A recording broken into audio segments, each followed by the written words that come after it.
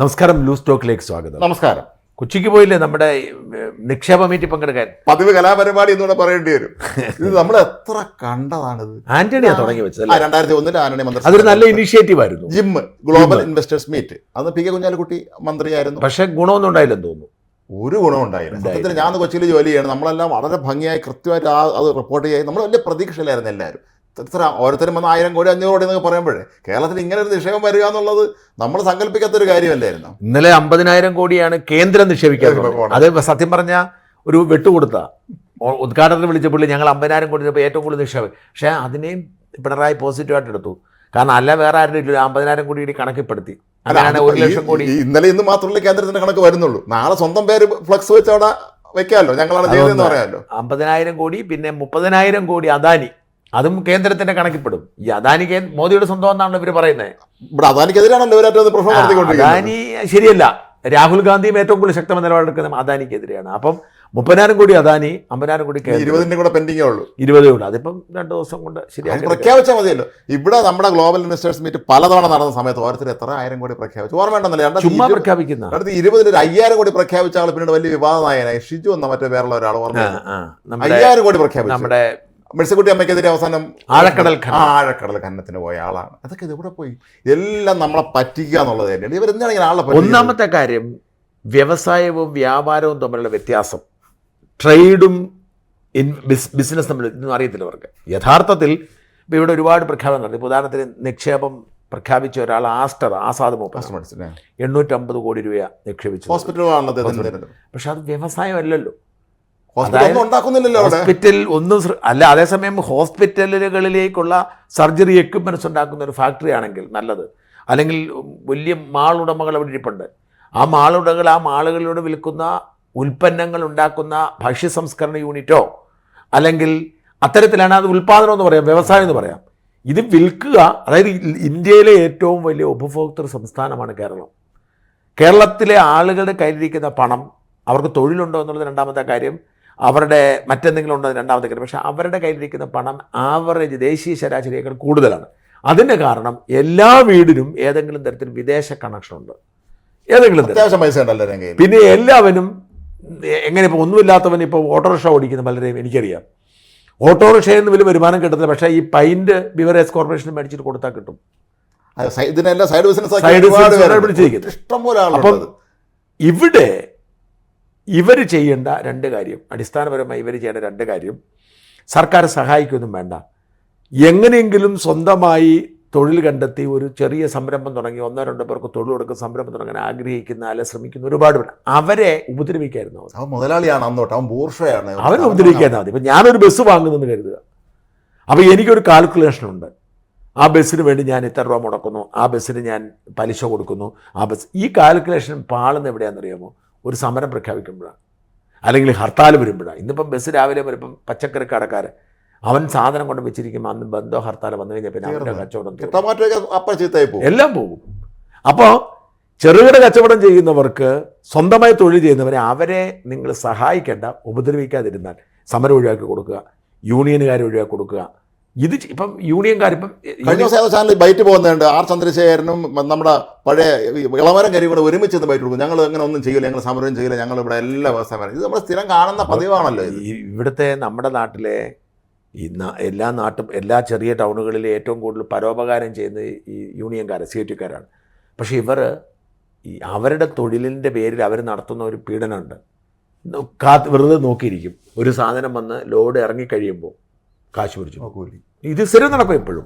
ഇതൊക്കെ ഉണ്ടാക്കുന്ന ബാധ്യതകളും ബുദ്ധിമുട്ടുകളുമാണ് ഇവരുടെ പ്രശ്നം. ഒരു സാധനം ഇറക്കാൻ പറ്റത്തില്ല. ഇറക്കിക്കഴിഞ്ഞാൽ ഇവർക്ക് കൊടുക്കുന്ന പൈസ തികയത്തില്ലാത്തുള്ളൂ. പിന്നെ കൊടി കുത്തും. ഇവർ മനഃപൂർവ്വം വീടിനും അങ്ങനെയുള്ള സാഹചര്യം ഒഴിവാക്കി കൊടുത്ത് നമ്മൾ സ്വയം സംരംഭം. ഇപ്പോൾ ഞാൻ പറഞ്ഞ വിദേശ രാജ്യങ്ങളിലൊക്കെ നമുക്കങ്ങ് ഓൺലൈൻ വഴി രജിസ്റ്റർ ചെയ്തങ്ങ് തുടങ്ങാം. ഇത് കാണുമ്പോഴാണ് വരവേൽപ്പ് എന്ന പഴയ സിനിമ എനിക്ക് പെട്ടെന്ന് ഓർമ്മ വന്നത്. ശ്രീനിവാസ് എത്ര ദീർഘവീക്ഷണത്തോടെ കണ്ടു എന്നാണ്. ആ കാലമൊക്കെ ഒരുപാട് മാറി. ഒരു ബസ് വാങ്ങിച്ചൊരു വരവേൽപ്പിന്റെ പശ്ചാത്തലമൊക്കെ ഒരുപാട് മാറി. അത്രയും മോശമല്ല ഇപ്പോഴത്തെ അവസ്ഥ. പക്ഷെ ഞാൻ പറയുന്നത്, ഇത് ചെയ്തു കൊടുക്കാൻ കഴിയാതെ ഇവർ ഈ നിക്ഷേപ സമാഹരണം എന്ന് പറഞ്ഞ് ഇവിടെ ഇരുന്ന് ഒരിക്കലും വെറുതെ കുറേ കാശ് കളയാം, പത്രങ്ങൾ കൊന്നാൻ വേണ്ടി പരസ്യം കിട്ടിയെന്നല്ല, അതൊരു പ്രയോജനമില്ല. അല്ല, കഴിഞ്ഞ ദിവസം ഞാനൊരു മാധ്യമപ്രവർത്തനോട് സംസാരിക്കാം. അദ്ദേഹം ബിസിനസ്സിൻ്റെ കുറിച്ചുള്ള നോക്കുന്ന ആളാണ്. പുള്ളിൻ്റെ അടുത്തൊരു ചോദ്യം ചോദിച്ചത്, ഈ കേരളത്തിൽ എവിടെയെങ്കിലും ഒരു കാർ ഫാക്ടറി ഉണ്ടോ, ഒരു മൊബൈൽ നിർമ്മാണ യൂണിറ്റ് ഉണ്ടോ, ഇതുപോലെയുള്ള വൻകിട സാധനങ്ങൾ ഏതെങ്കിലും കേരളത്തിലുണ്ടോ? ഇതെല്ലാം തൊട്ടായ സംസ്ഥാനത്ത് ഇത് കാർ നിർമ്മാണമൊന്നും വേണ്ടെന്നേ, മൊബൈൽ നിർമ്മാണമൊന്നും വേണ്ടെന്നേ. ഇവിടെ ഭക്ഷ്യ സംസ്കരണത്തിനൊരു യൂണിറ്റ് ഉണ്ടോ? അതുപോലും ഇല്ല. പോട്ടെ, അതോടെ നമ്മുടെ വിഷയം അതല്ല. ഞാനീ സൂചിപ്പിച്ചു, നമ്മുടെ വിഷയം PC ജോർജിനെ അറസ്റ്റ് ചെയ്യുമെന്ന് ഉറപ്പാണ്.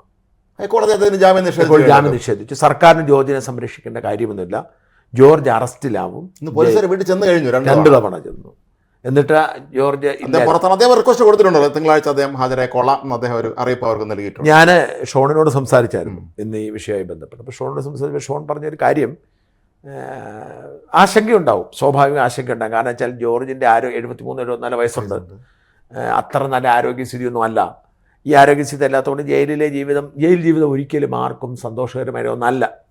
രാഷ്ട്രീയക്കാരന് അത് വലിയ നഷ്ടമൊന്നും ഉണ്ടാക്കത്തില്ല. അപ്പം ജയിലിൽ പോയതുകൊണ്ട് മാത്രമാണ് കെ സുരേന്ദ്രൻ BJPയുടെ സംസ്ഥാന പ്രസിഡന്റ് ഇപ്പോഴും തുടരുന്നത്.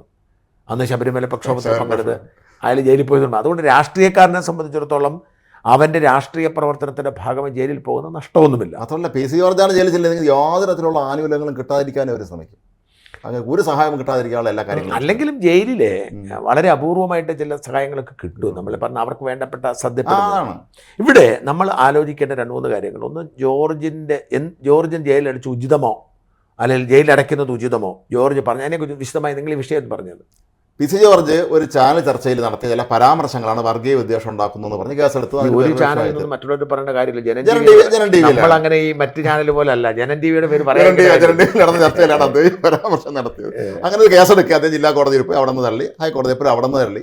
പക്ഷേ എനിക്ക് തോന്നിയിട്ടുള്ളത് പലപ്പോഴും അദ്ദേഹം നടത്തുന്ന പരാമർശങ്ങൾ പലപ്പോഴും ഗ്രാമ്യ ഭാഷകളാണ് അദ്ദേഹം പറയാനുള്ള കാര്യങ്ങൾ. എങ്കിൽ പോലും അദ്ദേഹത്തിന് ഒരു അബദ്ധം പറ്റിയതാണെന്ന് തന്നെ എനിക്ക് തോന്നുന്നു. ഒരിക്കലും അദ്ദേഹം പറയാൻ പാടില്ലായിരുന്നു എന്നാണ് എനിക്ക് തോന്നിയിട്ടുള്ളത്. പക്ഷേ പറ്റിപ്പോയി. അബദ്ധം പറ്റിയതാണെന്ന് ഞാൻ വിശ്വസിക്കുന്നില്ല. അപ്പം ഞാനിതിനെ വളരെ വിശാലമായിട്ടാണ് കാണുന്നത്. ഈ പ്രത്യേകിച്ച് ഈ സംഘപരിവാർ ആളുകൾക്കും ഉള്ളൊരു കുഴപ്പം, അവർക്ക് ഞാൻ ആ ചെറുവോൽപ്പുഴ പ്രസംഗത്തിന് പറഞ്ഞൊരു കാര്യം അതായിരുന്നു, ഈ വർഗീയതയും മതവും തമ്മിലുള്ള വ്യത്യാസം. വർഗീയത പറയുന്നതും സ്പിരിച്വാലിറ്റി പറയുന്നത് രണ്ടാണ്. അപ്പം എല്ലാ ഇപ്പം സംഘപരിവാർ മാത്രമല്ല, ഈ ഇസ്ലാമിക വിഭാഗത്തിൽപ്പെട്ടവരും ക്രിസ്ത്യൻ വിഭാഗത്തിൽപ്പെട്ടവരൊക്കെ ഉണ്ട്. അപ്പോൾ ഇവരെല്ലാം ഒരു വിഷയം ഉണ്ടായി കഴിയുമ്പോൾ അവരതിനെ വൈകാരികമായി എടുത്തിട്ട് അങ്ങ് പോകും. അപ്പം ജാസ്മിൻ ഷായ്ക്കെതിരെ കഴിഞ്ഞ 2-3 ദിവസമായിട്ട് സോഷ്യൽ മീഡിയയിൽ വലിയ ആക്രമണം, ഫോൺ ചെയ്തൊക്കെ പറയുക. അതെന്ന് വെച്ചാൽ കുറേ പേര് സംഘടിതമായിട്ട് ജാസ്മിൻ ഷാ ഒരു ഇസ്ലാമിക മൗലികവാദിയാണ്, ജാസ്മിൻ ഷാ ക്രിസ്ത്യൻ ഇൻസ്റ്റിറ്റ്യൂഷൻസിനെ മുഴുവൻ കേന്ദ്രീകരിച്ച് തകർക്കാൻ വേണ്ടി ഗൂഢാലോചന നടത്തുകയാണെന്നൊക്കെ പറഞ്ഞ് എന്തൊരു നുണയാണെന്നറിയാം. കാരണം ഞാൻ അതിന് ലിസ്റ്റ് എടുത്ത് നോക്കി. ഈ UN എന്ന് പറയുന്ന സംഘടന സമരം നടത്തിയിട്ടുള്ളതിൽ ഏറ്റവും കുറച്ച് മാനേജ്മെൻറ്റ് ക്രിസ്ത്യൻ മാനേജ്മെൻറ്റ് ആകെപ്പാടെ അവർ സമരം നടത്തി അങ്കമാലി ലിറ്റിൽ ഫ്ലവർ മാത്രമാണ്. വേറൊരു ആശുപത്രിയിൽ അവർ സമരം നടത്തില്ല. ഏറ്റവും കൂടുതൽ ഇവർ സമരം നടത്തിയിട്ടുള്ളത് മുസ്ലിം മാനേജ്മെൻറ്റാണ്. കിംസ് മുതൽ, ആസ്റ്റർ മുതൽ, ലേക്ക് ഷോർ മുതൽ,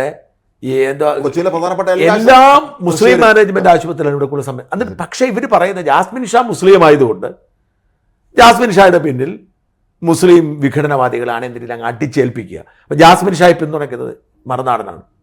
ജാസ്മിൻ ഷായി മറുനാടൻ പിന്തുണയ്ക്കുന്നത് എന്തുകൊണ്ടാണ്? UN എന്ന് പറയുന്ന ഒരു സംഘടന ഉണ്ടായിരുന്നില്ലെങ്കിൽ ഇവിടുത്തെ നേഴ്സുമാർക്ക് ശമ്പളം കിട്ടും. ഇവർ മനസ്സിലാകാത്തത്, ഇവർ പറയുന്നതിന് മറ്റൊരു തലം നോക്കണം. ഏറ്റവും കൂടുതൽ നേഴ്സുമാരാരാ? ക്രിസ്ത്യാനികളാണ്. ഇന്ത്യയിലെ വിദേശത്തൊക്കെ ഏറ്റവും കൂടുതൽ ക്രിസ്ത്യാനികളാണ്. അപ്പോൾ ആർക്ക് വേണ്ടിയാണ് മറുനാടൻ മലയാളം നിലപാടെടുത്തത്? ക്രിസ്ത്യാനികളായ നേഴ്സുമാർക്ക് വേണ്ടിയാണ്. അപ്പോൾ അവരാണോ വലുത് അതോ ഈ ആശുപത്രി മാനേജ്മെൻ്റ് ആണോ വലുത്? ഇപ്പോൾ ഈ ജാസ്മിൻ ഷായോ UN നടത്തുന്ന സമരം ഏതെങ്കിലും ഒരു മതത്തിന് വേണ്ടിയല്ല, നേഴ്സുമാർക്ക് വേണ്ടി. അതിന് ഒരുപാട് പശ്ചാത്തലമുണ്ട്, ഞാൻ അതിലേക്ക് പോകുന്നില്ല. എല്ലാം ഇപ്പം മതത്തിന്റെ രീതിയിൽ രംഗത്തിറങ്ങിയില്ലേ? അതെ, അതാ പറഞ്ഞു. അപ്പം ഇത്തരത്തിലുള്ള പ്രചരണം അവിടെയാണ് ജോർജ്. നമ്മളൊരു രാഷ്ട്രീയക്കാരനെന്നില്ല, ഞാനിപ്പോൾ ഹൈക്കോടതി വിധിയോട് എനിക്ക് ഒരു വിയോജിപ്പില്ല. കാരണം നമ്മളിതിനെ രണ്ടായിട്ട് കാണണം. ഒന്ന്, ജോർജിൻ്റെ പ്രസംഗം നാക്കുളുക്കല്ല. നാക്കുളുക്ക് പറ്റാറുണ്ട്. ഇപ്പം പണ്ട് ഇയാൾ ഇവിടെ ഹിന്ദു സമ്മേളനത്തിൽ നടത്തിയതിൻ്റെ അകത്തൊരു ചെറിയ നാക്കുളുക്ക് പറ്റിയിരുന്നു. ഇത് പുള്ളി പറഞ്ഞൊരു കാര്യം, ഒന്ന്, ഒറ്റ മുസ്ലിം പോലും ഇന്ത്യ മഹാരാജ്യത്ത് വർഗീയവാദി അല്ലാതില്ല എന്ന് പറഞ്ഞ സ്റ്റേറ്റ്മെൻറ്റ് അതൊരു കമ്മ്യൂണിറ്റിയെ നേരിട്ട് അധിക്ഷേപിക്കുന്നതിന് തുല്യമാണ്. ഒരു സംശയവും വേണ്ട. കാരണം അത് തെറ്റാണ്. ഒരിക്കലും അങ്ങനെ പറയാൻ പാടില്ല. കമ്പാരിറ്റീവ്ലി ഒരു കാര്യം വളരെ കൃത്യമാണ്. 3 മതങ്ങളെടുത്ത് പരിശോധിച്ച് കമ്പാരിറ്റീവ്ലി ഈ വർഗീയ എലമെൻറ്റ് കൂടുതലുള്ളത് ഒരു പക്ഷേ മുസ്ലിം വിഭാഗത്തിൽപ്പെട്ടവർക്കാവും. നമുക്കറിയില്ല. കാരണം സോഷ്യൽ മീഡിയ കാണുമ്പോൾ നമുക്കതാണ് ഫോണുകൾ നോക്കുന്നത് മനസ്സിലാവും, സോഷ്യൽ മീഡിയയാണ്. പക്ഷെ അതിനർത്ഥം ഒരു വിഭാഗം മുഴുവനാണെന്നാണോ? ഒരിക്കലും അല്ലല്ലോ. ഏറിയാൽ 8-10%. ഇന്ത്യൻ സ്വാതന്ത്ര്യ സമരത്തിന് വേണ്ടി ഏറ്റവും അധികം പോരാടിയതിൽ നമ്മൾ നമ്പർ എടുക്കുകയാണെങ്കിൽ എത്രയോ മുസ്ലിങ്ങൾ, ദേശീയ നേതാക്കൾ എത്ര പേര്. അതായത് മുസ്ലിം എന്ന് പറയുന്നത് ഒരാൾ ഒരു സമുദായത്തിൽ, മതം എന്ന് പറയുന്നത് നിങ്ങൾ ഒരു ഹിന്ദുവായിരിക്കുന്നത് നിങ്ങളുടെ അപ്പനും അമ്മയും ഹിന്ദു ആയതുകൊണ്ടാണ്. അത്രേ ഉള്ളൂ. അല്ലാതെ നിങ്ങൾ ജനിച്ചതിന് ശേഷം ഞാനത് ഹിന്ദു ആയേക്കോ തീരുമാനിച്ചതല്ല. ഞാൻ ക്രിസ്ത്യാനി ആയിരിക്കുന്നത് എൻ്റെ അപ്പനും അമ്മയും ക്രിസ്ത്യാനി ആയിരുന്നു. അപ്പം നമ്മൾ നമ്മുടെ പാരമ്പര്യത്തിൽ നമ്മൾ മുമ്പോട്ട് പോകുന്നു. നമ്മുടെ പാരമ്പര്യത്തിൽ നമുക്ക് കിട്ടി, അതാണ് എല്ലാ മതവും. ഇപ്പം മുസ്ലിം വിശ്വാസികൾ അവരുടെ മാതാപിതാക്കൾ മുസ്ലിമുകളാകുമ്പോൾ അവർ മുസ്ലിങ്ങളാകും. അപ്പോൾ അവർക്ക് സ്വാഭാവികമായി അടുപ്പമുള്ളതും വിശ്വാസമുള്ളതും ആ മതത്തോടാണ്. അപ്പോൾ അത് അവർക്ക് ആ മതത്തിൽ വിശ്വസിക്കാനും ആ ഒരു പോകാനുള്ള അവകാശമുള്ളപ്പോൾ തന്നെ അവർ ഭാരതീയർ എന്ന നിലയിൽ നമ്മുടെ സംസ്കാരത്തിൻ്റെ ഭാഗമായിട്ട് കഴിയണം.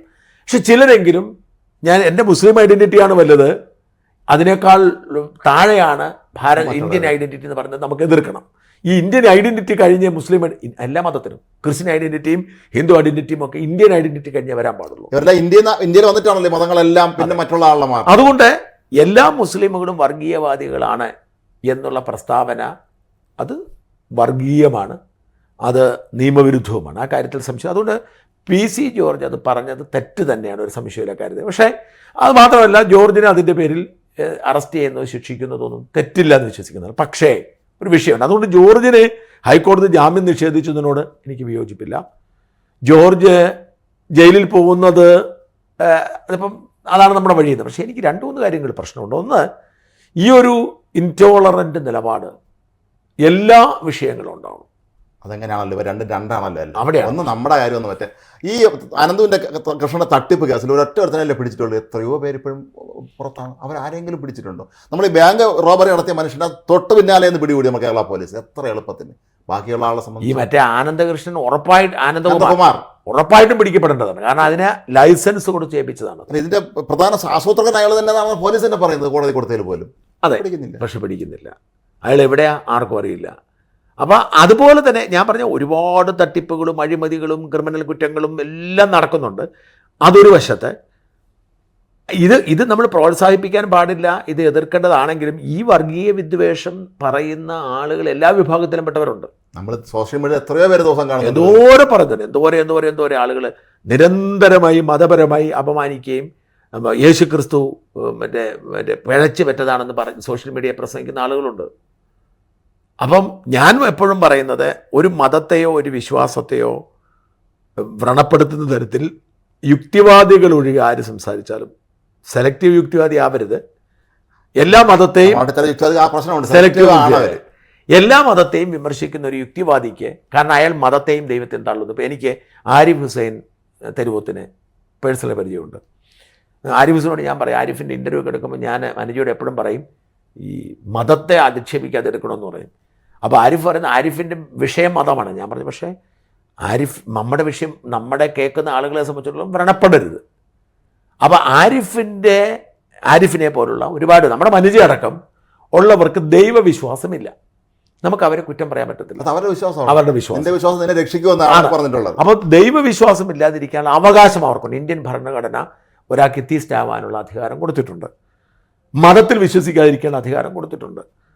അതുകൊണ്ട് അവർക്ക് വേണമെങ്കിൽ മതത്തെയും ദൈവത്തെയും വിമർശിക്കാം, ഇല്ലേ? ചീത്ത വിളിക്കരുത് മാത്രമേ ഉള്ളൂ.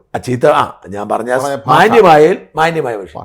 പക്ഷെ ഒരു മതത്തിൽ വിശ്വസിക്കുന്ന മറ്റൊരു മതത്തെയോ, ഒരു ദൈവത്തിൽ വിശ്വസിക്കുന്ന വേറൊരു ദൈവത്തെയോ അപഹസിക്കാനോ പരിഹസിക്കാനോ പാടില്ല. എൻ്റെ ദൈവമാണ് ശരി, എൻ്റെ ദൈവം ഏകദൈവമാണ് എന്ന് വിശ്വസിച്ചോളൂ, പ്രാർത്ഥിച്ചോളൂ. പക്ഷേ മറ്റുള്ളവൻ്റെ ദൈവത്തെ മോശമാക്കാനോ മറ്റുള്ളവൻ്റെ ദൈവസങ്കല്പത്തെ പരിഹസിക്കാനോ ആരും ശ്രമിക്കാൻ പാടില്ല. അതാണ് വർഗീയത.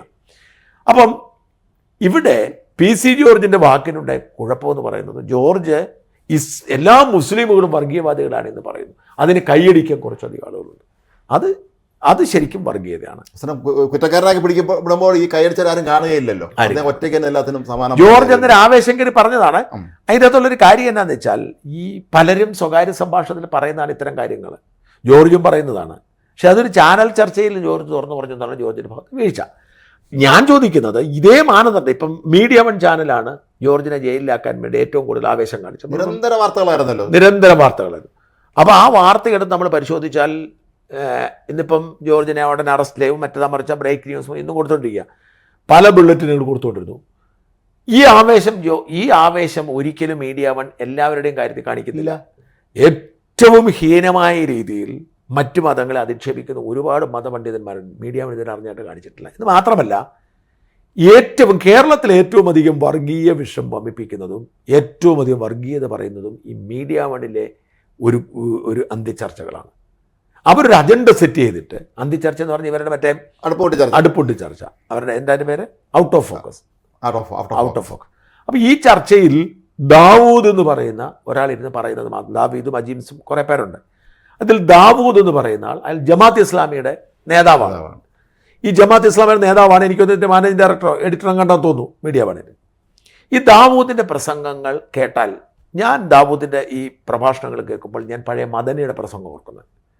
സത്യത്തിൽ മദനി എന്താണോ മദനി ഒരു 25-30 കൊല്ലം മുമ്പ് കേരളീയ സമൂഹത്തോട് ചെയ്തുകൊണ്ടിരുന്നത്, അത് തന്നെയാണ് ഈ ദാവൂദ് കേരളീയ സമൂഹത്തോട് ചെയ്യുന്നത്. മദനി പിന്നീട് പശ്ചാത്തപിക്കേണ്ടി വന്നു എന്നുള്ളതാണ് ഏറ്റവും. പശ്ചാത്തപിച്ചോ? അല്ല, വാക്കുകൊണ്ടല്ല, അദ്ദേഹത്തിന് അതിനോട് വല്ലാത്ത വില കൊടുക്കേണ്ടി വലിയ വില കൊടുക്കേണ്ടിരുന്നില്ല അദ്ദേഹത്തിന്. അതായത് മദനി ഇതാണ് ഞാൻ പറഞ്ഞത്, ലവ് ജിഹാദിൻ്റെ കാര്യമൊക്കെ വരുമ്പോൾ ഉണ്ടാകുന്ന വിഷയം ഇതാണ്. ലവ് ജിഹാദ് നിയമപരമായിട്ട് തെളിയിക്കാൻ പറ്റത്തില്ല. ഇതുപോലെ തന്നെ മദനിയുടെ പ്രസംഗങ്ങൾ ഒരിക്കലും ഭൂരിപക്ഷവും അതൊരു നിയമവിരുദ്ധമായിരുന്നില്ല. പക്ഷേ ചെറുപ്പക്കാരുടെ സിരകളിലേക്ക് രക്തം ഇരച്ചു കയറ്റുന്ന തരത്തിൽ മദനി ഭയങ്കരമായി ഭയപ്പെടുത്തുന്ന തരത്തിൽ പ്രസംഗം. മാത്രമല്ല, ഇവരെല്ലാം പ്രസംഗിക്കുമ്പോൾ ശൈലി എന്താണെന്ന് വെച്ചാൽ, ഇവർ പറഞ്ഞ സത്യമാണെന്ന് നമുക്ക് തോന്നും, ഇതര അവസ്ഥകൾക്കും തോന്നും ഇയാൾ പറഞ്ഞ കാര്യം സത്യമാണല്ലോ. അത് ഇത്തരത്തിലുള്ള ഒരുപാട് ആളുകൾ ഈ രീതിയിൽ പ്രസംഗിക്കുന്ന കുറേ ആളുകളുണ്ട്. അതിനകത്ത് എല്ലാ മതത്തിലും ഉണ്ടോ. അവരെ പ്രത്യേകിച്ച് ന്യൂനപക്ഷ മതങ്ങളിൽ, ഹൈന്ദവ മതങ്ങൾ, ക്രൈസ്തവ മുസ്ലിം മതങ്ങളിൽ അവരുടേത് മതം. ഞാൻ കഴിഞ്ഞ ദിവസം ഒരു ക്രിസ്ത്യൻ ഒരു പ്രഭാഷണം കേട്ടു. ഒരു ഹിന്ദു ക്രിസ്ത്യാനിയായിട്ട് നടന്ന പ്രസംഗമാണ്. അദ്ദേഹത്തിൻ്റെ പ്രസംഗം ഒരാൾ എനിക്ക് അയച്ചു തന്നത്, ഷാജനത് കണ്ടുപിടിക്കുമെന്ന് പറഞ്ഞു. അരവിന്ദാഷ് എന്ന് മറ്റോ അയാൾ ജീവിച്ചിരിപ്പില്ലെന്ന് തോന്നി. അപ്പോൾ അയാൾ പ്രസംഗിക്കുന്നത്, ഇയാൾ ക്രിസ്ത്യാനിയായ പശ്ചാത്തലം പറയുകയാണ്. പശ്ചാത്തലം പറയുമ്പോൾ ഇയാൾ പറയണത്, അയാൾ ഗീതയും വേദങ്ങളും എല്ലാം വായിച്ചു. അപ്പം വേദങ്ങൾ വായിച്ചപ്പോൾ അയാൾക്ക് മനസ്സിലായി യേശുക്രിസ്തു പറഞ്ഞിരിക്കുന്ന സാധനങ്ങൾ തന്നെയാണ് വേദങ്ങളിലുള്ളത്. അപ്പോൾ യഥാർത്ഥത്തിൽ ഏകദൈവം എന്ന് വേദങ്ങൾ പറഞ്ഞ യേശുക്രിസ്തുവിനെയാണ്. ഇതാണ് ഇദ്ദേഹം സ്ഥാപിക്കുന്നത്. യഥാർത്ഥത്തിൽ മനസ്സിലാക്കേണ്ട കാര്യം എന്താണ്? യേശുക്രിസ്തുവിന് എത്രയോ വർഷങ്ങൾക്ക് മുമ്പ് രചിക്കപ്പെട്ടതാണ് വേദങ്ങൾ. ഹിന്ദുത്വം എത്രയോ വർഷങ്ങൾ, ലോകത്തിൻ്റെ എത്രയോ. ഇനി വേണമെങ്കിൽ അങ്ങനെ വ്യാഖ്യാനിക്കാം, യേശുക്രിസ്തു വേദങ്ങളിൽ നിന്നാണ് പ്രിൻസിപ്പിൾസ് കൊണ്ടുവന്ന് പറഞ്ഞാൽ നമുക്ക് മനസ്സിലാക്കാൻ പറ്റും. പക്ഷേ ഇദ്ദേഹം സ്ഥാപിക്കാൻ ഇത് കേട്ടിട്ട് പാവപ്പെട്ട ആളുകൾ കരുതും നേരാണല്ലോ, ഇയാൾ പറഞ്ഞാണല്ലോ സത്യം എന്ന് കരുതും. ഇത്തരത്തിൽ പാതി അറിവുകൾ വെച്ചുകൊണ്ട് സമൂഹത്തെ തെറ്റിദ്ധരിപ്പിക്കുന്ന ഒരുപാട് ആളുകൾ. സാക്ഷ്യം പറച്ചിലുകാർ 80% ഈ തരത്തിൽപ്പെട്ടവരാണ്. അതെ. അത് വളരെ ഗൗരവമേറിയ കാര്യം. അപ്പം ഈ മദനി ചെയ്ത അതേ കുറ്റകൃത്യമാണ് ഈ ദാവൂദ് ചെയ്തത്. ദാവൂദ് ഓരോ വിഷയത്തിലും ഇവിടുത്തെ മുസ്ലിം കമ്മ്യൂണിറ്റി, 2 തരത്തിലുള്ള കുറ്റം ദാവീദ് ചെയ്തു. മുസ്ലിം കമ്മ്യൂണിറ്റിയിലേക്ക് അദ്ദേഹം ഇങ്ങനെ വിഷം കുത്തിവെച്ചുകൊണ്ടിരിക്കുക. ഇദ്ദേഹത്തെ കേട്ടുകൊണ്ടിരിക്കുന്ന വിശ്വാസികളായ മുസ്ലിമുകൾ അവർ പതിയെ റാഡിക്കലായി മാറും. അവർക്ക് അവരുടെ മതേതര ബോധം നഷ്ടപ്പെടും. അവരുടെ ഉള്ളിലേക്ക് തോന്നലുണ്ടാവും, ഇവിടുത്തെ മുസ്ലിങ്ങൾ വേട്ടയാടപ്പെടുകയാണ്, ഈ മുസ്ലിമുകൾക്കെതിരാണ് സംവിധാനത്തിൽ ഇത് അതുപോലെ ഇൻജക്റ്റ് ചെയ്യുക. ഇതേപോലെ തന്നെ തീവ്ര മറ്റു മതവിശ്വാസമുള്ള ക്രിസ്ത്യാനിയോ ഹിന്ദു ആയിക്കോട്ടെ, അവർക്ക് ഇസ്ലാം വിശ്വാസത്തിൽ വെറുപ്പും ഉണ്ടാവും, വല്ലാത്ത പകയുണ്ടാവും. അപ്പം ദാവൂദ് ചെയ്തുകൊണ്ടിരിക്കുന്ന ഓരോ ചർച്ച, ഇപ്പം ഞാൻ പറഞ്ഞ ഈ ഹമാസിൻ്റെ വിഷയത്തിലാണെങ്കിലും ഇറാന്റെ വിഷയത്തിലാണെങ്കിലും പാകിസ്ഥാൻ വിഷയത്തിൽ കുഞ്ഞുങ്ങളെ കഴുത്തിരിച്ച് വന്നതിനെ കുറിച്ച് വാർത്ത എന്താ കൊടുത്ത് നമുക്ക് നോക്കാമല്ലോ. അങ്ങനെ ആരും അല്ല, അതൊന്നും പറയത്തില്ല. അല്ല, ഇതൊക്കെ അവരിത് നിലനിൽപ്പിൻ്റെ പോരാട്ടം. അപ്പം ഇതുണ്ടാക്കുന്ന ഒരു ഇമ്പാക്റ്റ് നിസ്സാരമില്ല. അപ്പം എന്തുകൊണ്ട് അത് നിയന്ത്രിക്കാൻ ഒരു നടപടി എടുക്കുന്നില്ല? അപ്പോൾ ഞാൻ പറഞ്ഞ ദാവൂദിൻ്റെ പ്രഭാഷണം അങ്ങനെയാണെങ്കിൽ ദാവൂദിനെതിരെ ഓരോ ദിവസവും കേസെടുക്കുന്നുണ്ട്. അതുപോലെ മീഡിയയുടെ എല്ലാ വിഷയത്തെയും അവരുടെ ആംഗിളിലൂടെ വർഗീയവൽക്കരിക്കും. പാലായിലെ വിഷയം, പാലായിൽ അവിടെ ഒരു ശിവലിംഗം കണ്ടു എന്നതൊരു സത്യമാണ്. ആ ശിവലിംഗം കാണുമ്പോൾ അവിടെ ഭക്തർ ഓടിക്കൂടി എന്നതൊരു സത്യമാണ്.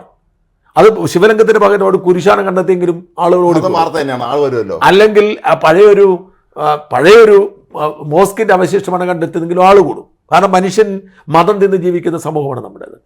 അപ്പോൾ അടുത്ത സ്റ്റെപ്പ് എന്താണ്? ആൾ കൂടുന്നവരെ അവിടെ കയറ്റുന്നില്ല, അടിച്ചോടിക്കുവാണെങ്കിൽ. അനുവദിച്ചില്ല. ഞാൻ പറഞ്ഞു, ഇവരാളുകൾ അങ്ങോട്ട് കൂടുന്നു.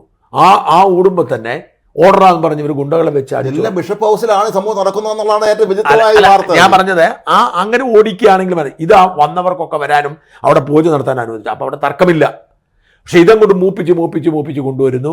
എന്നിട്ട് ഇത് എങ്ങനെയാണ് എന്നാൽ സിമെൻറ്റ് കണ്ടുപിടിച്ച് പിന്നീടാണ് ഇത് സിമെൻറ്റാണെന്ന് പറഞ്ഞിട്ടില്ല, ഇതാരും പറഞ്ഞിട്ടില്ല സിമെൻറ്റാണെന്ന്.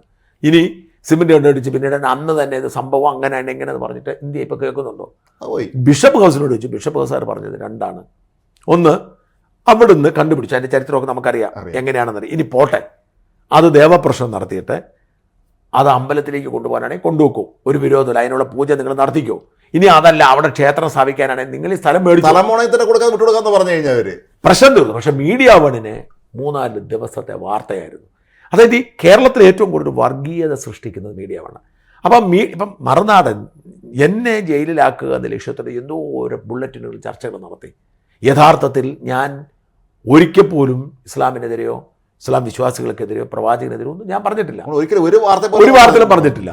അതിനുള്ള കോമൺ സെൻസ് നമുക്കുണ്ട്. മാത്രമല്ല, അത് ആത്മാർത്ഥമായി ഒരു മതത്തെയും, ഒരു മതവിശ്വാസിയാണ് ഞാൻ, അതുകൊണ്ട് തന്നെ മറ്റൊരു മതത്തെയും വിമർശിക്കരുതെന്ന്. മതവിശ്വാസത്തിൽ എത്രയോ സുഹൃത്തുക്കൾ നമുക്കുണ്ട്, അവരുടെ അപ്പൊ ഈ മീഡിയ അവിടെ ഒരുക്കിക്കൊണ്ടിരിക്കുന്ന ഒരു അജണ്ടയുടെ ഭാഗമാണ് വാസ്തവത്തിൽ ജോർജിനെ ഇത്രയും സെലിബ്രേറ്റ്. ജോർജ് കാണിച്ചത് തെറ്റാണ്. ജോർജ് ഒരിക്കലും മുസ്ലിം, പക്ഷേ ഒരു രാഷ്ട്രീയക്കാരൻ എന്ന നിലയിൽ ജോർജിന് അത് തിരുത്തി കൊണ്ടുപോകാനുള്ള അവസരം കൊടുക്കുക. പക്ഷെ അപ്പോൾ അവർ കോടതി പറഞ്ഞൊരു കാര്യമുണ്ട്, ജോർജിന് ഒരുപാട് അവസരങ്ങൾ കൊടുത്തിട്ടുണ്ട്. മാത്രമല്ല നേരത്തെ ചെയ്തിട്ടുള്ള എല്ലാ കാര്യങ്ങളും കൂടെ എടുത്ത് കോടതി കൊണ്ടുവന്ന് കൊടുക്കുകയും ചെയ്തു. അതാണ് സർക്കാർ കാട്ടിയ ആവേശം. സർക്കാരിനെ സംബന്ധിച്ചിടത്തോളം ജോർജിനെ പിടിക്കാൻ അതിൻ്റെ ഒരു പ്രധാന കാരണം നമ്മൾ മനസ്സിലാക്കേണ്ടത്, ജോർജിനോടല്ല വിരോധം ജോർജിൻ്റെ മകനോടാണ്. കാരണം ഷോൺ ഒരിക്കലും ഇത്തരം അബദ്ധം പറയത്തില്ല. ഷോൺ ഒരിക്കലും വർഗീയത പറഞ്ഞു കേട്ടിട്ടുണ്ട്. വളരെ നന്നായി, നല്ല ചെറുപ്പക്കാരൻ. അവൻ ഒരിക്കലും ഒരു മതത്തിനെതിരെ പറഞ്ഞിട്ടില്ല, അവൻ ഒരിക്കലും ഒരു വിശ്വാസത്തിനെതിരെ പറഞ്ഞിട്ടില്ല. അവൻ BJP-യിൽ പ്രത്യേക രാഷ്ട്രീയ സാഹചര്യത്തിൽ BJP വന്ന് ചേർന്നു. അവൻ ക്രിസ്ത്യൻ കമ്മ്യൂണിറ്റിയെ BJP-യുടെ അടുപ്പിക്കാനായിട്ട് ഒരുപാട് വർക്ക് ചെയ്യുന്നുണ്ട്. ഇതിവരെല്ലാം ഓർക്കം കെടുത്തുന്നുണ്ട്. കാരണം ക്രിസ്ത്യൻ കമ്മ്യൂണിറ്റിയിൽ വിശ്വാസ്യതയുള്ള ഒരു നേതാവില്ല. ഇപ്പം ഉമ്മൻചാണ്ടി ഓർത്തഡോക്സുകാരനാണ്, ഉമ്മൻചാണ്ടി ഉണ്ടായിരുന്നു, മാണി സാർ ഉണ്ടായിരുന്നു, TN ജേക്കബ്. അങ്ങനെ ഇപ്പം ക്രിസ്ത്യൻ കമ്മ്യൂണിറ്റിയിൽ നേതാവില്ല, ഒരാളുമില്ല. ഇപ്പം ഈ പറയുന്ന ക്രിസ്ത്യാനി, ഇപ്പം ജോസഫ് വാഴക്കനാണെങ്കിലും KC ജോസഫ് ആണെങ്കിലും ബെന്യാമിൻ, ഇവരൊക്കെ പലതരത്തിൽ ക്രിസ്ത്യൻ നേതാക്കളാണെങ്കിലും ഇവർക്കാർക്കും ഒരു ഓതന്റിസിറ്റി ഇല്ല. PJക്ക് പോലും അതില്ല, ജോസഫിനും ഇല്ല. അപ്പോൾ ഈ മാത്രം ജോസഫിന് ആരോഗ്യം ഭയങ്കര മോശമാണ്, ഓർമ്മയൊന്നുമില്ല അദ്ദേഹത്തിന്. അപ്പോൾ ഈ പശ്ചാത്തലത്തിൽ മെത്രാന്മാരൊക്കെ സ്വാധീനമുള്ള ഒരു നേതാവായി വളർന്നു വരുന്നത് ഷോണാണ്. ഈ വിഷയത്തിലൊക്കെ സജീവ ഇടപെട്ടിരുന്നു. പാലാ വിഷയത്തിലൊക്കെ തന്നെ ഷോണിനെയാണ് പാലാ അരമന ഏൽപ്പിച്ചത്. എൻ്റെ പൊന്നേടാ, നീ അത് എങ്ങനെയെങ്കിലും തീർക്കാൻ പറഞ്ഞ് ഏൽപ്പിച്ചത്, തലവേനയില്ല തീർക്കാൻ പറഞ്ഞ് ഷോണിനെ ഏൽപ്പിച്ചത്. അപ്പോൾ ഈ ഷോണിൻ്റെ ഇപ്പോൾ അയാൾ മുനമ്പം വിഷയത്തിൽ നടത്തിയ ഇടപെടൽ, അത് ഈ പറയുന്ന മൗലികവാദികളെ വിറള പിടിപ്പിച്ചിരുന്നു. അപ്പം ഈ സഭയെ മുഴുവൻ, ഈ സഭാ നേതാക്കന്മാരെ മുഴുവൻ ഈ മുനമ്പം വിഷയത്തിലേക്ക് കൊണ്ടുവന്നത് ഷോണാണ്. അപ്പം അതൊരു വശത്ത് ഷോണിനോടുള്ള ഇവരുടെ ഈ മൗലികവാദികളുടെ എതിർപ്പ്. 2, പിണറായി വിജയൻ്റെ ഏറ്റവും ഇഷ്ടം മകളോടാണല്ലോ. മകനേക്കാൾ ഇഷ്ടം സഹിക്കും, കുഴപ്പമില്ല, മകളെ ചീത്ത വിളിച്ചാൽ ഇഷ്ടപ്പെടത്തില്ല. അപ്പം മകൾക്കെതിരെ സന്ധിയില്ലാ സമരം നടത്തി കോടതിയിലൂടെ പോരാടിക്കൊണ്ടിരിക്കുമ്പം വരച്ച വരയിൽ നിർത്തുക എന്നൊരു ലക്ഷ്യം കൂടിയുണ്ട്. അപ്പം പകരം വീട്ടാനായിട്ട് തീരുമാനിച്ചുകൊണ്ട് മാത്രമാണ് ഇവർ എന്താ ചെയ്തത്. ഇപ്പോൾ ഈ ജാമ്യം എന്ന് പറയുന്നത് കോടതിയുടെ കണക്ക് നമ്മൾ നോക്കണം. ആദ്യത്തെ ദിവസം കോടതി ജോർജ് ഈ മുതിർന്ന നേതാവ് ഇങ്ങനെയൊന്നും പറയരുതെന്ന് പറഞ്ഞിരുന്നു. 2ാം ദിവസം കോടതി, രാഷ്ട്രീയത്തിലൊക്കെ ഇത്തരം കാലത്തെ പരിചയമുള്ളതല്ലേ, ഇയാളെ ഇങ്ങനെ ശിക്ഷിക്കണമെന്നാണ് ചോദിച്ചിരുന്നത്. പക്ഷെ പെട്ടെന്ന് കോടതി പ്രതീക്ഷ ഉണ്ടായിരുന്നു. അവിടെ കോടതി അങ്ങനെ പെട്ടെന്ന് സ്ട്രോങ് നിലപാടെടുക്കുകയും മാത്രമല്ല ഈ ജഡ്ജ്മെൻറ്റ് ഞാൻ ഓടിച്ചു നോക്കിയത് അപകടം പിടിച്ചൊരു ജഡ്ജ്മെൻറ്റാണ്. ആ ജഡ്ജ്മെൻറ്റിൻ്റെ അകത്ത് ജോർജ് കുറ്റം ചെയ്തു എന്ന് പറഞ്ഞാണ്, പ്രഥമ ദൃഷ്ട്യാ കുറ്റം നിലനിൽക്കുമെന്ന് പറഞ്ഞാണ് ഈ ജഡ്ജ്മെൻറ്റ് മുമ്പോട്ട് പോകുന്നത്. എന്ന് മാത്രമല്ല ജോർജ് നേരത്തെ പറഞ്ഞ കാര്യങ്ങളിൽ എണ്ണി പറഞ്ഞ് ജോർജിനെ ഗൗരവം. അപ്പോൾ ഈ ഹൈക്കോടതി ഇങ്ങനെയൊരു നിരീക്ഷണം നടത്തിയാൽ താഴത്തെ കോടതിക്ക് കേസ് വിചാരണ നടത്തിയിട്ട് ശിക്ഷിക്കേണ്ടി വരും. ഹൈക്കോടതി ഇത്രയും നിരീക്ഷണം നടത്തുമ്പോൾ അതിൻ്റെ കൂടെ അടിസ്ഥാനത്തിലായിരിക്കുമല്ലോ കാര്യങ്ങൾ ഇനി മുന്നോട്ട് പോകുന്നത്. അത് വലിയ ഗൗരവമേറിയ വിഷയമാണ്. മാത്രമല്ല ജോർജ് സുപ്രീം കോടതിയിൽ പോയില്ല. അന്ന് സുപ്രീം കോടതി ജോർജ് ഒളിവിൽ പോകണം. ഈ ഒളിവിൽ പോയി കഴിയുക എന്നൊക്കെ പറഞ്ഞ അത്ര എളുപ്പമുള്ള കാര്യം. ഇപ്പം ജോർജ് മാറി നിൽക്കുവാണ്. പക്ഷേ സുപ്രീം കോടതിയിൽ പോകുന്നത് വരെ, അതിൽ തീരുമാനം ഉണ്ടാകുന്നത് വരെ ജോർജ് ഒളിവിൽ പോകുമെന്ന് പറഞ്ഞൊക്കെ ഇച്ചിരി ബുദ്ധിമുട്ടുള്ള കാര്യമാണ്. ഹാജരായി നടപടി റിമാൻഡിലാവും. മാത്രമല്ല PC ജോർജിനോടത്ത് ഈ പിണറായി ഭാഗത്തിന് വേറൊരു ദേഷ്യം കൂടെയുണ്ട്. VS എന്ന നേതാവിനെ വളരെ അരോഗൻ്റായ, വളരെ കർക്കശക്കാര നേതാവ് എന്നുള്ള നിലയിൽ നിന്ന് ജനകീയനായ ഒരു പ്രതിപക്ഷ നേതാവാക്കി മാറ്റിയതിൽ PC ജോർജിന് ഒരു പങ്കുണ്ട്. അറിഞ്ഞൊരു മതകെട്ടമലയിലാണെങ്കിലും എല്ലായിടത്തും VSൻ്റെ ഒപ്പം നിഴല് പോലെ അന്ന് PC ജോർജ് ഉണ്ടായിരുന്നു. എല്ലായിടത്തും VSനെ ഒരുപക്ഷെ ഒരു വലിയ നമ്മളെ ജനങ്ങൾക്ക് മുന്നിൽ വളരെ ഒരു പോപ്പുലർ ആക്കുന്നതിൽ പിന്നെ PC ജോർജ് വലിയൊരു പങ്ക് വഹിച്ചിട്ടുള്ള സത്യമാണ്. അത് തീർച്ചയായും പിണറായി നോക്കി വെച്ചാണ്. ഉണ്ടാവും. അല്ല, അപ്പം ഞാൻ പറഞ്ഞത് ഈ ജോർജ് പറഞ്ഞത് തെറ്റാണ് എന്ന് സമ്മതിക്കുമ്പോഴും പിന്നെ ജോർജിന് വ്യക്തിപരമായി നമ്മൾ 2-3 കാര്യങ്ങൾ പിന്നെ അത് ഈ പലപ്പോഴും ഞാൻ ഒരു മതത്തോടും വിരോധമില്ലാത്ത ആളാണ്. ഒരു വ്യക്തിയെ മതത്തിന് വരും, പക്ഷെ ചിലപ്പം വിഷമം വരും. കാരണം വെച്ചാൽ വളഞ്ഞിട്ട് എന്നെ അപമാനിക്കുകയും ഇൻസൾട്ട് ചെയ്യുകയും ഒക്കെ ചെയ്യുന്നത് ഈ മുസ്ലിം വിഭാഗത്തിൽപ്പെട്ട കുറച്ചാളുകൾ, ബാക്കി എല്ലാവരും ഉണ്ടെങ്കിൽ പോലും ബഹുഭൂരിപക്ഷം വരുന്നത്. അപ്പം നമുക്ക് സ്വാഭാവികമായും നമുക്ക് വ്യക്തി എന്ന നിലയിൽ നമ്മുടെ ഈഗോ ഹർട്ട് ചെയ്യും. അതായത് കമൻ്റ് എഴുതുമ്പോൾ ഞാനെടുത്ത് ഫേസ്ബുക്കിൽ കമൻ്റ് ഇട്ടാൽ ഞാൻ ഫേസ്ബുക്കിൽ പോസ്റ്റ് ഇട്ടാൽ അതിൻ്റെ അടിയിൽ വന്ന് ചീത്ത വിളിക്കുന്ന മുഴുവൻ മുസ്ലിം നാമധാരികൾ, മുസ്ലിമുകളാണോ അല്ലോ നമുക്കറിയില്ല, മുസ്ലിം നാമധാരികൾ. നമ്മൾ ഫോൺ ചെയ്തിരുന്നു, നമ്മൾ ആ ഒരു യാത്രപോയ ഉമ്മയെക്കുറിച്ച് കൊടുത്ത വാർത്തയെക്കുറിച്ച് അയാൾ ചോദിക്കും നിങ്ങളെല്ലാം സംഖ്യകളാണെന്ന് പറഞ്ഞാൽ അയാൾ ഭയങ്കര അയാൾ ബഹളം വയ്ക്കുന്നുണ്ട്. ആ വിളിച്ചൊരു മനുഷ്യൻ അല്ല പറഞ്ഞ മുസ്ലിം നാമധാരി. അപ്പം അത്തരം ഒരു ഇതുണ്ടാവുമ്പം ഉണ്ടാകാവുന്ന സ്വാഭാവിക ഒരു പ്രതികരണമുണ്ട് ജോർജിൻ്റെ ഭാഗത്തുണ്ടായിരിക്കുന്നത്. അതിനുള്ള സാധ്യത അതായത് നമ്മൾ മനസ്സിലാക്കി ഈരാറ്റുപേട്ടയാക്കിയത് ജോർജാണ്. അതാണ് 3 പതിറ്റാണ്ട് ജോർജ് MLA ആയിരുന്നു, ദീർഘകാലമായിട്ടൂടെ MLA ആയിരുന്നു ജോർജ്. ഇടയ്ക്ക് തോറ്റിട്ടുണ്ട്, ഏതോ ഒരു തവണ തോറ്റിട്ടുണ്ട്. NM ജോസഫ് വനമന്ത്രിയായിരുന്നു കുറച്ചു കാലം. അപ്പം MP വീരേന്ദ്രൻ ആ ഒരു വർഷം ജയിച്ചിട്ടുണ്ട്. അപ്പം ജോർജ് അങ്ങനെ ജയിച്ച പൂഞ്ഞാറാക്കിയ അല്ലെങ്കിൽ ഈരാറ്റുപേട്ടയാക്കിയ ജോർജ് എല്ലാവരുടെയും പ്രിയങ്കരനായിരുന്നു. അതിൻ്റെ അത് ജാതി മതമൊന്നുമില്ലായിരുന്നു. ജോർജ് കുറച്ചുകൂടി SDPIയെയും പോപ്പുലർ ഫ്രണ്ടിനെയും പിന്തുണച്ചിരുന്നു. കാരണം അവിടെ മുസ്ലിം ഭൂരിപക്ഷ ആളുകളുടെ പിന്തുണയുള്ളത്. പക്ഷേ ജോർജിനെ പറ്റിയൊരു നാക്കുളുക്ക്, അതായത് എന്തോ ചില വിഷയത്തിൻ്റെ പുറത്തുണ്ടായ തർക്കത്തിന് പുറത്ത് ഏതോ ഒരുത്തം ജോർജിനെ ട്രാപ്പ് ചെയ്ത് ഫോണിൽ കൊണ്ടുവരുന്നു. ആ ഫോൺ പറഞ്ഞതോടെ ജോർജ് ഇവർ വെറുക്കപ്പെട്ടനാവുകയും ജോർജിനെ ടാർഗറ്റ് ചെയ്ത് ഇല്ലാതാക്കാൻ ശ്രമിക്കുകയും ചെയ്തു. ഇപ്പം ജോർജ് നേരിടുന്നൊരു പ്രതിസന്ധി എന്ന് പറഞ്ഞാൽ അവിടുത്തെ ഭൂരിപക്ഷം പേർ മുസ്ലിമുകളാണ്. ഇവർക്കെല്ലാം ജോർജിനോട് ഇഷ്ടമാണ്. ഭൂരിപക്ഷം പേർക്ക് ജോർജിനോട് ഇഷ്ടം. ഞാൻ പറഞ്ഞില്ല, വളരെ നേരിയ ഒരു ആളുകൾക്ക് മാത്രമേ ജോർജിനോട് എതിർപ്പുള്ളൂ. SDP മുനിസിപ്പാലിറ്റി ഭരിക്കുന്നത്. അപ്പം ഈ പറയുന്ന ജോർജ് ഏതെങ്കിലും ഒരു മുസ്ലിം കമ്മ്യൂണിറ്റിയിലെ വിവാഹത്തിലോ മരണത്തിലോ എന്തെങ്കിലും ചടങ്ങിലോ പങ്കെടുത്താൽ അവർക്ക് വിലക്ക് ഏർപ്പെടുത്തുന്ന ഒരു സാഹചര്യമുണ്ട്. ശരിക്കും സോഷ്യൽ ബോയ്ക്കോട്ട് ചെയ്തിരിക്കുകയാണ് ജോർജ്. അവർക്കിടയിലാണ് ജീവിക്കുന്നു ഓർക്കണം. ഈരാറ്റുപേട്ടയിലാണ് ജീവിക്കുന്നത്, പൂഞ്ഞാറിലല്ല. ഒരു ജനപ്രതിനിധിയായ ആയിരുന്ന മനുഷ്യന്റെ ഒരു പൊതുപ്രവർത്തകനെ നാട്ടുകാർ ശരിക്കും സോഷ്യൽ ബോയ്ക്കോട്ട്. ഒരു കല്യാണത്തിൽ പങ്കെടുക്കാൻ പറ്റത്തില്ല, അങ്ങനെ പറ്റുന്ന അവരുടെ ഇത്. അങ്ങനെ ജോർജിന്റെ തൊട്ടയിൽ ദീർഘകാലമായിട്ട് ബഷീർ എന്ന് ഒരാൾ മരിച്ചു പോയിട്ട് ജോർജിനെ പങ്കെടുപ്പിച്ചില്ല. അവർ വന്ന് ആവശ്യപ്പെട്ടു ദയവായിട്ട് വരരുതെന്ന്. കാരണം അവർക്ക് ഇഷ്ടമില്ലാഞ്ഞിട്ടല്ല, അവരെ സംബന്ധിച്ചിടത്തോളം ആ ഒരു അന്തരീക്ഷം അവിടെ ഉണ്ടാകുമ്പോൾ ഉണ്ടാകുന്ന ഇത് പണ്ട് CPM വിട്ടുപോകുന്ന ആളുകൾക്ക് വന്നിരുന്നു. അപ്പം അതിൻ്റെ പ്രശ്നം വെച്ചാൽ ഈ ജോർജ് തോറ്റ് കഴിഞ്ഞപ്പോൾ ഇവർ വലിയ ശവപ്പട്ടിയൊക്കെ ഉണ്ടാക്കി വെച്ചിട്ട് ആഘോഷയാത്രയൊക്കെ നടത്തി. അപ്പോൾ ഇതിൻ്റെ പ്രോബ്ലം എന്താണെന്ന് വെച്ചാൽ ഇങ്ങനെ നിരന്തരമായിരുന്നു. എനിക്ക് പോലും ചിലപ്പോഴൊക്കെ തോന്നാറുണ്ട്, 2 എണ്ണം പറഞ്ഞായിരുന്നു. കാരണം എന്ന് വെച്ചാൽ നമ്മൾ എന്ത് നല്ല കാര്യം പറഞ്ഞു മനസ്സിൽ നമ്മൾ വിചാരിക്കുന്നതായാലും പറഞ്ഞു അപ്പം തന്നെ നീ എടാ പോടാ കൃസംഗി മാങ്ങാത്തുലി മറിച്ചതട മറ്റേതാ നിന്റെ മുസ്ലിമിന്. ഇപ്പം ഇന്ന് വാർത്ത ജോർജിൻ്റെ വാർത്ത നിന്നെ അടുത്തത് നീയാണ്. ഞാനെവിടെ മുസ്ലിമിനെതിരെ പറഞ്ഞിട്ട് ഞാനെവിടെയാണ് വർഗീയത പറഞ്ഞിട്ടുള്ളത്. ഇത് പറയുമ്പോൾ ഉണ്ടാകുന്ന ഒരു ഫ്രസ്ട്രേഷനുണ്ട്. ഈ ഫ്രസ്ട്രേഷൻ കൂടി ആവാം ഒരു പക്ഷേ ജോർജിനെ ഇത് പ്രതിഫലിച്ചത്. അദ്ദേഹം തെരഞ്ഞെടുപ്പ് പരാജയപ്പെട്ടു. രാഷ്ട്രീയ നീക്കങ്ങളൊക്കെ ജോർജ് ഒറ്റയാനായിട്ട് നിന്ന് അവസാന നിമിഷം രാഷ്ട്രീയ നീക്കങ്ങൾ പലതും വിജയിച്ചില്ല. അപ്പോൾ അദ്ദേഹം BJPയിൽ പോയെങ്കിലും അദ്ദേഹത്തിന് സീറ്റ് കൊടുത്തില്ല. BJP നേതാവാണെന്ന് തോന്നുന്നുമില്ല, പത്തനംതിട്ട സീറ്റ് കൊടുത്തില്ല. അപ്പോൾ അങ്ങനെയൊക്കെയുള്ള സാഹചര്യമുണ്ട്. ജോർജിന് ഒരു ഡിപ്രഷൻ ഉണ്ട് ഈ കാര്യത്തിൽ, പൊളിറ്റിക്കൽ ഡിപ്രഷൻ. അപ്പോൾ സ്വാഭാവികമായും പക്ഷേ എങ്കിൽ പോലും ഈ ഇങ്ങനത്തെ വർഗീയത പറയാൻ ശ്രമിക്കണമായിരുന്നു, അത് പറയാതിരിക്കാൻ ശ്രമിക്കണമായിരുന്നു.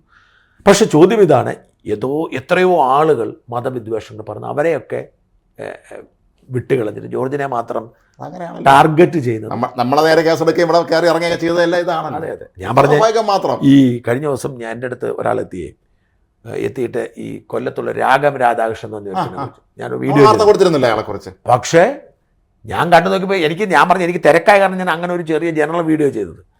ഈ രാജ്മോഹൻ ഈ രാധാകൃഷ്ണനെ കുറിച്ച് പരാതിയില്ലാത്ത ആരുമില്ല. ഒരു സ്ത്രീയോടെ വിളിച്ചിരുന്നു, അവർക്ക് പേര് പറയാൻ ഭയമാണെന്ന്, പേരും നമ്പരും തരാൻ ഭയമാണെന്ന് പറഞ്ഞു. അതാണ് സ്ഥിതി. എന്നെ അവിടുത്തെ ഒരു മുതിർന്ന വനിതാ നേതാവ് വിളിച്ചു, നന്നായെന്ന് പറഞ്ഞു.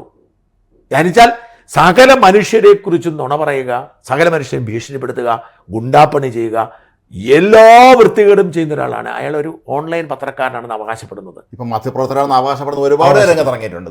അത്തരം ആളുകളൊക്കെ സുഖമായിട്ട് കഴിയുക. നിരവധി പേരെ പറ്റിച്ചിട്ടുണ്ട്, നിരവധി കേസുകൾ നടത്തിയിട്ടുണ്ട്, നിരവധി ഇതിനെല്ലാം തെളിവുണ്ട്, FIR ഉണ്ട്. പക്ഷേ ഇയാൾ ഇതുവരെ ജയിലിലായിട്ടില്ല. അപ്പം ഇത്തരം സാമൂഹിക തിന്മകൾ ഇവിടെ നിലനിൽക്കുമ്പോൾ, ഈ വർഗീയത, പച്ചയ്ക്ക് വർഗീയത പറയുന്നവർ നിൽക്കുമ്പോൾ ജോർജിനെ മാത്രം ടാർഗറ്റ് ചെയ്ത് ജയിലിലടയ്ക്കുന്നത് ശരിയാണോ എന്നുള്ള ചോദ്യം അവിടെ പ്രസക്തമാണ്. എന്നാലും ജോർജ് ശ്രദ്ധിക്കേണ്ട ഒരു കാര്യം, ജോർജ് ഒരു പൊതുപ്രവർത്തകനാണ്, രാഷ്ട്രീയക്കാരനാണ്. വർഗീയത പറയാതിരിക്കാൻ ശ്രമിക്കണം. പലരും പറയാറുണ്ട് വർഗീയത പറയാതിരിക്കാൻ ശ്രമിക്കണം. അത് ഒരു ശ്രദ്ധിക്കണം, ഒരു കമ്മ്യൂണിറ്റി. അപ്പം ഈ ഞാൻ പറഞ്ഞു, അതായത് ഈ വല്ലാത്തൊരു കാര്യം പറയാതിരിക്കാൻ പറ്റത്തില്ല. നമ്മളിതെല്ലാം പറയുമ്പോഴും മുസ്ലിം ആയിരിക്കുക എന്ന് പറയുന്ന അവസ്ഥ വളരെ മോശമായിരിക്കുന്ന അവസ്ഥ ആവുന്ന സാഹചര്യം പലപ്പോഴും ഉണ്ടാവാറുണ്ട്. അവൻ്റെ പേര് കേൾക്കുമ്പോൾ തന്നെ എന്തോ ഒരു കുഴപ്പക്കാരനാണെന്ന് ചിന്തിക്കുന്ന, ആ സമയം വേറൊരു പേരിനും അങ്ങനെ കുഴപ്പമില്ല. അവനല്ലെങ്കിൽ പോലും, അവനല്ല, പശ്ചാത്തലം ഉണ്ടെങ്കിൽ പോലും ഒരു മുസ്ലിം ആയിരിക്കുന്ന ഒരു വ്യക്തിയെ സംബന്ധിച്ചിടത്തോളം അതൊരു മാനസികമായി അവനുണ്ടാക്കുന്ന ഒരു വിഷമമുണ്ട്. അത് ഒഴിവാക്കാൻ ശ്രമിക്കണം, പ്രത്യേകിച്ച് രാഷ്ട്രീയക്കാർ. ജോർജിനെ പോലൊരാൾ എല്ലാ മുസ്ലിങ്ങളും വർഗീയവാദികളാണ് എന്ന് ജനറൽ സ്റ്റേറ്റ്മെന്റ് നടത്തിയത് ഉചിതമായില്ല. ഹൗവർ പറയാതിരിക്കാൻ നിവൃത്തിയില്ല, ജോർജിനെ മാത്രം ടാർഗറ്റ് ചെയ്ത് അതാണ് സംഭവിക്കുന്നത്, ജയിലിൽ അടയ്ക്കുന്നതും ഒരുത്തനെ മാത്രം പിടികൂടുക എന്നുള്ള ഇങ്ങനെ പറയുന്ന വർഗീയത പറയുന്ന ആളുകൾ, അത് സോഷ്യൽ മീഡിയയിൽ നല്ല ഓഡിറ്റിംഗ് നടത്തി അന്യമത വിദ്വേഷം പറയുന്നവർ, ഒരു മതത്തെ അധിക്ഷേപിക്കുന്നവർ, ഒരു വിശ്വാസത്തെ അധിക്ഷേപിക്കുന്നവർ, അവരുടെ മേൽ ജയിലിലടച്ചില്ലെങ്കിലും അവരുടെ മേൽ കേസെടുത്തിട്ട് അവരത് ബുദ്ധിമുട്ട്, ഈ കോടതി ഇന്നത് ഈ ജയിലിലടയ്ക്കണമെന്ന് നിർബന്ധമൊന്നുമില്ല.